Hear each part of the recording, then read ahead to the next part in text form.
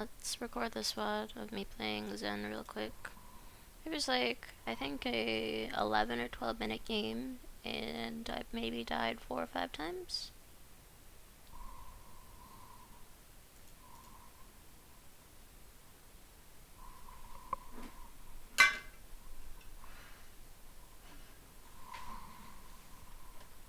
So I was doing a Zen unranked to GM, and was able to do it without a duo queue partner, so I played him on pretty much every single map except one game where someone yoinked my Zenyatta. So it is possible to find value with him consistently enough to climb with, even without any peeling, or even when the map is a little bit difficult. So this is one of like the more difficult maps. I'm playing here against a team with Grandmaster Challenger, and top 500 players, right? Everyone is playing dive both ways.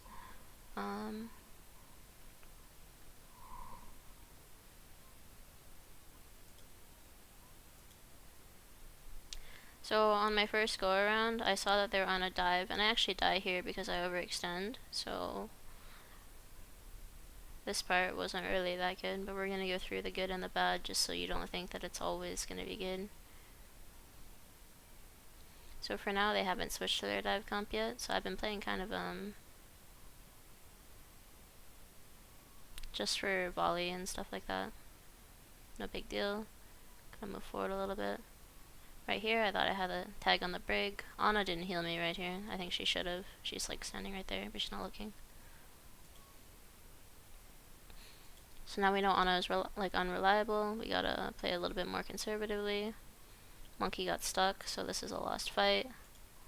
Moving on. So we talked before at scrims about how if it looks like we're going to die, then we have to Transcendence, right? Here's where it gets a little bit interesting. So even if Genji was to have Blade right here, and I think that he doesn't because he's got 900 damage,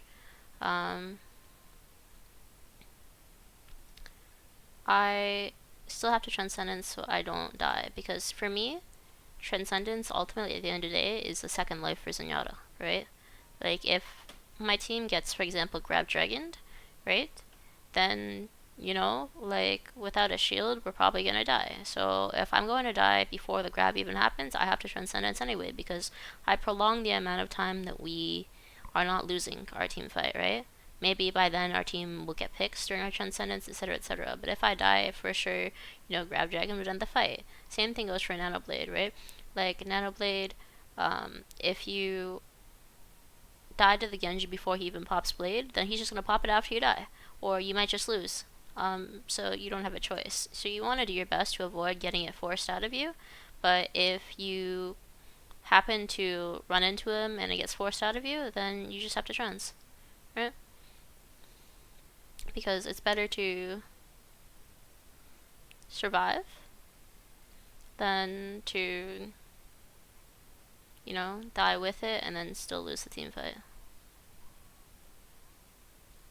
So it's my responsibility as Zen to have sightlines on my DPS where I can, because they only really get resource from me, right? They get orb.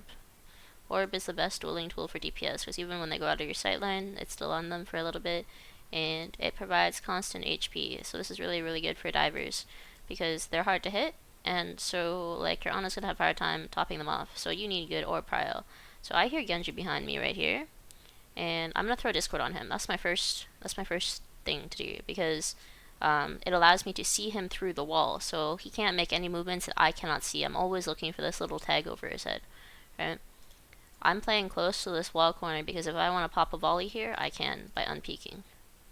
So because I have Discord on him, my team can hunt him and kill him. It's not necessarily my job to kill him, it's just my job to survive and to mark him. So Tracer's on my screen, she automatically gets a Discord. You can always see on the bottom of your screen right here who your Discord orb or your Harmony orb is on, right? So Harmony is left, Discord is right.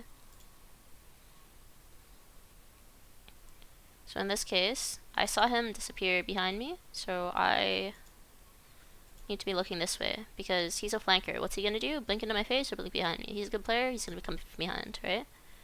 So I'm playing in this small room because it's hard for them to fight me in here, and it's easy for me to hit my shots. Tracer and Genji feel really uncomfortable in spaces like this, because they have to come through these doorways, right? So I lost my 1v1 here, but if I had landed my kick, I would have won. If I had a break, I would have won. And during this time, when Tracer was chasing me around in the small room, you know, my team is doing well in the team fight, because I pulled away at least one person, if not two, considering I'm the small heal, it's not a very big deal. So the enemy team, I think, is about to switch to a ball, and what's going to happen is I got bad spawn, so I have to die here.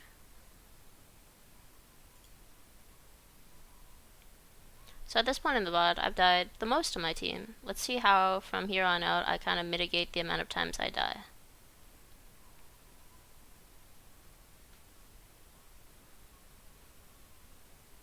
I want to outrange the Genji dash, so I'm playing kind of defensively, and I'm hiding to stop the dive from happening. I mark the Tracer, and I'm looking at her so that I know that she's not going to engage into me. My Ana dies to Pulse, can't do anything about that. I'm about to get dove, I have to Transcendence. My Ana's dead. She's gonna die if I don't, sorry, my team's gonna die if I don't Transcendence, because there's no healing besides me, right? So it was a healing ult and an I want to survive ult. So from now on, because I don't have trans, I have to play ultra defensively. You see me hugging hard cover constantly. So Discord orb onto the thing that I'm dueling. You notice my first step is always orb, orb, orb, because it's like the strongest part of my kit for sure.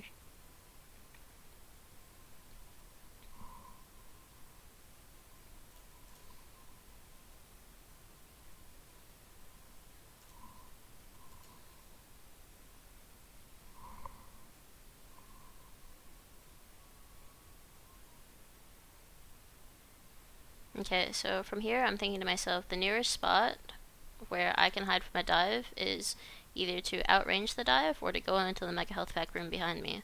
So I've decided I want to outrange the dive because the sight lines are pretty good. I feel like being off the ground will help me a little bit more. So I ran further away.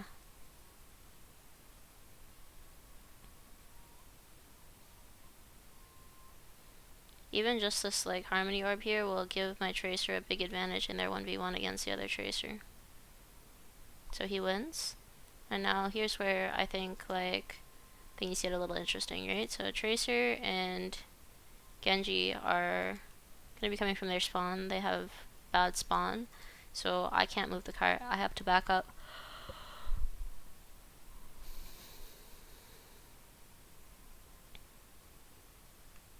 So I chose to outrange the dive. Tracer and Genji are gonna have a hard time engaging into me right here.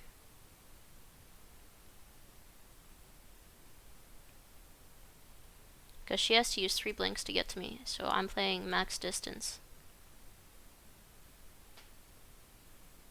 We kill Tracer here, and we get Genji as well, because we force them to come a long distance towards us in open space. So to flank us, they have to take a really, really long path, which is not feasible for them because the team fight is happening now. And to come at me front to front would be very like dangerous. So here I'm hugging a mini health pack and I'm in a small doorway. I have a pretty good chance of 1v1ing Tracer, and if I don't win my 1v1 here, then I have Transcendence. They beat dropped, so I'm going to trans as well so that my team gets equivalent value during this time. So I have to kick Tracer here because it throws off her aim, and I'm playing purposely in the stairwell right here because it gives me a volley angle, right? And forces her into a tunnel with me. So we survive here. So there's not much in the way of choices here. The ball is going to come in and my Ana is dead, so I'm playing further back but can't really go any further back than that without sacrificing sightlines. So we bubble dance, just to make it work, right? So let's put the Discord on Genji and unpeak because I don't want aggro here. Blade is happening, so orb to Genji, and then discord on the thing he's trying to blade. We get slammed, we can bubble dance. Peel for Ana. So we take an angle where we can see into the doorway. Really hard to miss that kind of shot. Okay, so Ball is going to try and engage into us in a bit, and what we're going to do is we're going to play this doorway right here to make it really difficult for him. Kick him so that he can't engage into the doorway. When he's slamming, he's animation locked, so if you can land the kick, that would be how you would knock him away. Notice I'm playing the doorway really tightly, and I have Transcendence, so I knew I had trends there if I hit the Tracer one time with my kick, so I do, and I survive. So a 9-minute game, I died 5 times. Everyone on my team died, let's say, 8-ish times. I had least deaths in the match playing into 2 divers, and then eventually a Ball, right? I died the majority of the time in the very beginning when I wasn't really playing that well, and towards the end I played like my distances properly and got pretty decent value out of it. So this account was like diamond, and I climbed it into GM maybe like 4 hours after that.